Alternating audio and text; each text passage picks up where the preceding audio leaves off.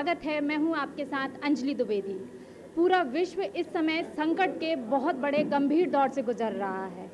इस कोरोना काल के समय जिन्होंने न केवल अपने जनप्रतिनिधि होने का कर्तव्य पूरा किया, बल्कि फ्रंट लाइन वर्कर्स के रूप में काम करके प्रदेश की जनता के सामने एक अलग ही मिसाल खड़ी की है।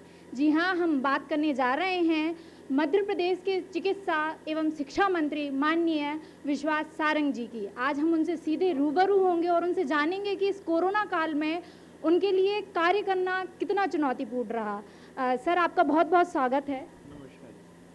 सर, मैं सबसे पहले आपसे यही पूछना चाहूँगी कि इस कोरोना काल में सरकार द्वारा क्या प्रयास किए जा रहे हैं उसकी आने वाली तीसरी लहर के लिए, एवं पूरी प्रदेश भर में अभी कोरोना की क्या स्थिति है?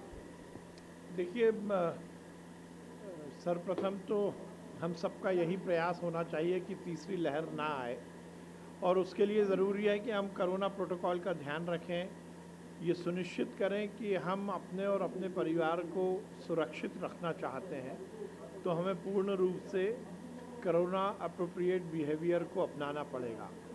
जहाँ तक तीसरी लहर की बात है, तो माननीय मुख्यमंत्री जी के निर्देश पर हमने पूरी तैयारी की है, जहाँ एक और हम ये सुनिश्चित कर रहे हैं कि हमारे सभी अस्पतालों के व्यवस्थाओं को हम इन्हांस करें, उनमें बढ़ोतरी करें, चाहे बिस्तर हो, चाहे वेंटिलेटर हो, चाहे ऑक्सीजन जनरेशन की बात हो, या फिर मैन पावर की ट्रेनिंग की बात हो, आईसीयू बढ़ाने की बात हो, या जिस प्रकार से संभावना व्यक्त की जा रही है कि तीसरी लहर में बच्चों पर प्रभाव पड़ेगा, तो पीडियाट्रिक डिपार्टमेंट बच्चों का विभाग के इन्हेंसमेंट की बात हो, उन सभी काम में हम लगे हुए हैं। और हमने ये निश्चित किया है कि तीसरी लहर की तैयारी हम ज़िले के अनुसार नहीं, बल्कि संस्था के अनुसार करेंगे।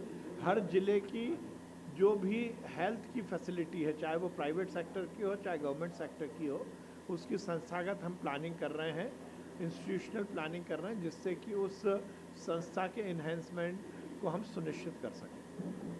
सर, ब्लैक फंगस को लेकर सरकार द्वारा क्या प्रयास किए जा रहे हैं? देखिए, म्यूकोरमाइकोसिस को लेकर मध्य प्रदेश सरकार ने ही सबसे पहले सभी हमारे 5 मेडिकल कॉलेज में म्यूकोर, जिसको ब्लैक फंगस कहते हैं, म्यूकोरमाइकोसिस की यूनिट स्थापित की थी। और हमें इस बात की प्रसन्नता है कि लगातार हमने उसका इलाज किया। एम्फोटेरिसिन बी जो उसका इंजेक्शन है, उसकी भी उपलब्धता सुनिश्चित करने के लिए माननीय मुख्यमंत्री जी ने प्रयास किए। हमने नेज़ल एंडोस्कोपी के माध्यम से ये सुनिश्चित किया कि हम म्यूकार के केसेस को अर्ली डिटेक्ट करें और उनकी सर्जरी करें। अब केस भी आना कम हुए हैं और हमने व्यवस्था को सुचारू किया है। सर, आपकी कार्यशैली जनप्रतिनिधि होने के साथ साथ कोरोना वॉरियर्स की तरह भी थी। आपने इस कोरोना काल में फ्रंट लाइन वर्कर्स की तरह कार्य किया। आप में इतनी ऊर्जा कहाँ से आती है? नहीं, ये तो ऊर्जा तो सभी लोग मिलकर काम कर रहे हैं, और जिम्मेदारी है तो निर्वहन करना पड़ेगा। इस महामारी में तो हम सबका ये दायित्व है कि हम पूरी तरह से ये सुनिश्चित करें कि हम समाज में जिस जिम्मेदारी का निर्वहन कर रहे हैं, उस जिम्मेदारी को निभाते हुए समाज की सेवा करें, लोगों की जान बचाएं। सर, इस कोरोना काल में आपने जो मॉडल राजधानी भोपाल में लागू किया, वही पूरे प्रदेश भर में लागू किया गया। इसमें आप कितने सफल रहे? नहीं, ये माननीय मुख्यमंत्री जी की कार्य योजना है। माननीय मुख्यमंत्री जी के निर्देशानुसार निश्चित रूप से मध्य प्रदेश की स्थिति कोरोना के मामले में लगातार सुधरी है। जहां अप्रैल में हम देश में तीसरे नंबर पर थे कोरोना संकट में, आज माननीय मुख्यमंत्री जी के नेतृत्व में जिस प्रकार से सरकार ने काम किया, हम 21वें नंबर पर हैं। जनता के आत्मानुशासन से और सरकार की योजना से लगातार कोरोना की स्थिति मध्य प्रदेश में ठीक हुई है। पॉजिटिविटी कम हुई है, रिकवरी बढ़ी है, और मुझे इस बात का संतोष है कि जनता ने भी इस बात को स्वीकार किया है कि ये संक्रमण का रोग यदि ख़त्म करना है या हमें अपने आप को बचाना है, तो हमें निश्चित रूप से कोरोना प्रोटोकॉल का ध्यान रखना पड़ेगा। आज भी कोरोना गया नहीं है, कोरोना है, हो सकता है उसकी गति मध्यम हुई हो, इसलिए हमें ये सुनिश्चित जरूर करना चाहिए कि हम अपने कार्यकलाप, अपने व्यक्तित्व, अपने कृतित्व, अपने रोज़मर्रा की ज़िंदगी में ये सुनिश्चित करें कि हम संक्रमण से दूर रहें, अपने परिवार को दूर रखें। सर, कोरोना काल में कांग्रेस के द्वारा लगातार सरकार की नीतियों का विरोध किया जा रहा है। राजनीतिक स्तर पर सरकार पर कई आरोप लगाए जा रहे हैं, तो उसके विषय में आप क्या कहेंगे? देखिए, इस देश में आदि अनादि काल से हमने देखा है कि बहुत सारे लोगों का चरित्र होता है विघ्न संतोषी का। वो सब विघ्न संतोषी जो हैं उनकी बहुत चर्चा नहीं करना चाहिए। वैसे तो रामायण जी में भी तुलसीदास जी ने भी लिखा है कि जब अच्छा कार्य होता है तो भी कुछ लोग ऐसे हैं जो विघ्न पैदा करते हैं और उसी में उनको संतोष मिलता है। ये कांग्रेसी जो देश के बारे में नहीं सोचते, देश की जनता के बारे में नहीं सोचते, ये केवल और केवल नेहरू परिवार को बढ़ाने में लगे हैं, दुनिया के सामने हिंदुस्तान का मान और सम्मान घटाने में लगे हैं। वो लोग जो वैक्सीन से लेकर और इलाज तक शक पैदा करते हैं, वो लोग जो इलाज की सुव्यवस्था पर दुर्व्यवस्था फैलाने की कोशिश करते हैं, वो कांग्रेसी जो लाशों पर खड़े होकर भाषण देते हैं, लाशों की राजनीति करते हैं, वो व्यक्ति जो हिंदुस्तान के बारे में पाकिस्तान के साथ मिलकर हिंदुस्तान को कमज़ोर करने की कोशिश करते हैं, उनके बारे में ज़्यादा चिंता नहीं करनी चाहिए। ऐसे नज़र के टीके यदि लगते रहते हैं तो व्यवस्थाएं ठीक होती रहती हैं। कांग्रेस के नेता, चाहे वो राहुल गांधी हों, चाहे सोनिया गांधी हों, चाहे प्रियंका गांधी हों, चाहे दिग्विजय सिंह हो, कमलनाथ हो, चिदम्बरम हो, मणिशंकर अय्यर हो, ये सब विघ्न संतोषी हैं। इन विघ्न संतोषियों के बारे में बहुत चर्चा नहीं करना चाहिए। मुझे लगता है भगवान इन्हें सद्बुद्धि देगा, यही हमें प्रार्थना करनी चाहिए।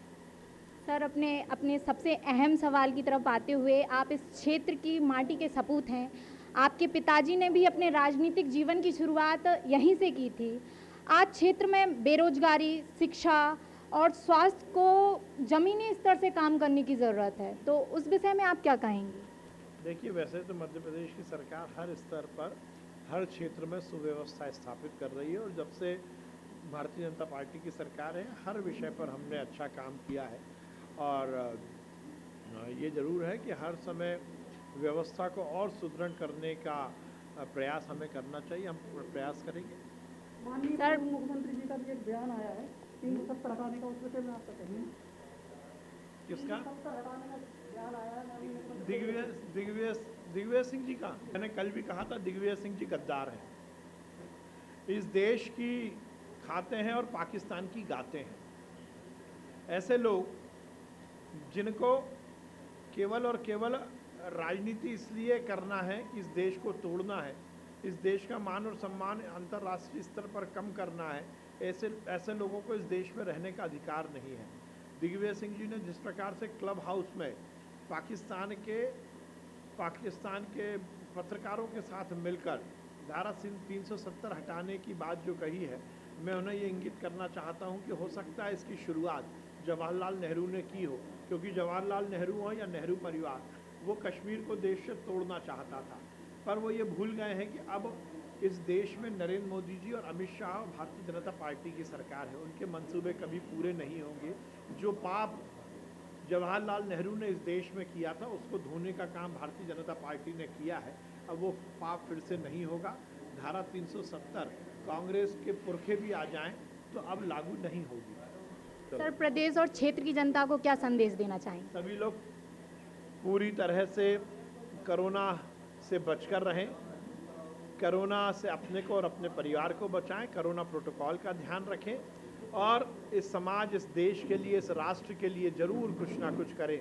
हम सब के लिए ये बड़ा सौभाग्य है कि माँ नर्मदा का आशीर्वाद हमें मिलता है।